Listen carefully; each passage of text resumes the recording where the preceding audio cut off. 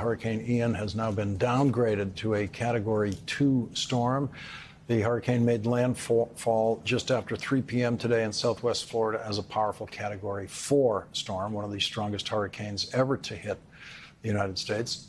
Hurricane Ian is causing record-level storm surges, potentially as high as 12 feet in Fort Myers and Naples, Florida. More than 1.9 million people are without power tonight. That is almost 10% of the population of Florida. That means over 90% of the people in Florida do have electrical power.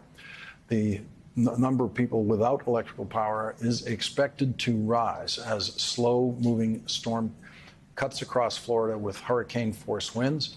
A major concern right now and overnight will be flash flooding caused by the heavy rains. More than 2 feet of rain is predicted in some areas. Officials are warning residents to shelter in place if they have not evacuated, as many cities today had to suspend rescue efforts until the storm passes. We're going to begin with NBC News meteorologist Bill Cairns for the latest. Bill, what is the situation now? We're watching a storm that is weakening over land, but we still have areas that are losing power at this hour, and then we know we have people that need rescue and need help from in the past, so from what happened during the day today. So that's the situation as we go throughout these overnight hours here. The center of the storm is now over Sebring, Florida, so it's well inland. It's about halfway across the Florida peninsula right now, and the winds are starting to die down. That's why we're at a Category 2. It's what we expect to happen, but it probably won't weaken that much quickly. It would probably still be close to a Category 1 at daybreak, or maybe a strong tropical storm. So the wind damage is going to be mostly tree damage at this point, minimal roof damage, gas station awnings, stuff like that. But we will still have power outages from the Orlando area southwards and then over towards Volusia, the Melbourne area, heading up to Cocoa Beach, Titusville. Those are areas that could have some power outage problems during the overnight. As far as the flooding goes, this is really the story as we go throughout the overnight. Flood watches are everywhere in green, but these areas in the maroon down here, we've already had reports of up to 20 inches of rain. So this is a slow-moving storm, roughly about 8 miles per hour. That's about double the speed that you walk.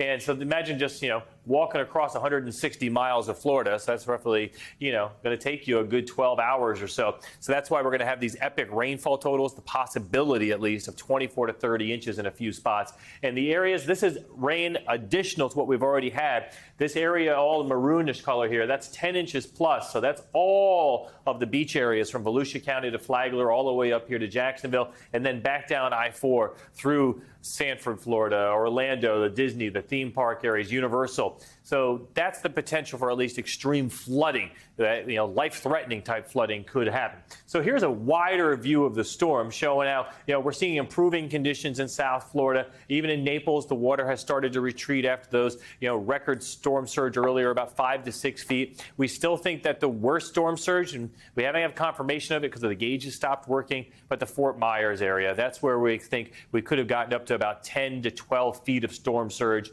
And that's a lot of water and a lot of homes. Also Cape Coral.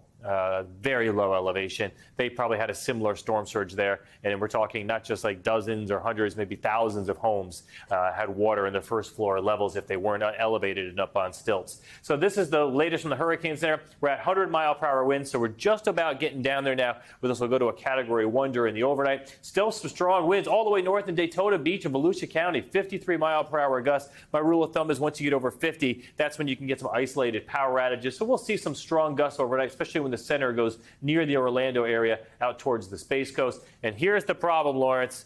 We're not done with this storm. It's not just going to harmlessly go away. Once it exits the coast, then we're going to take this back up towards somewhere Savannah, maybe Charleston, likely as a tropical storm, but there's an isolated chance we could have a second hurricane landfall. It shouldn't be a major hurricane, but it still could be a Category 1, which will still cause some problems in the Carolinas or Georgia.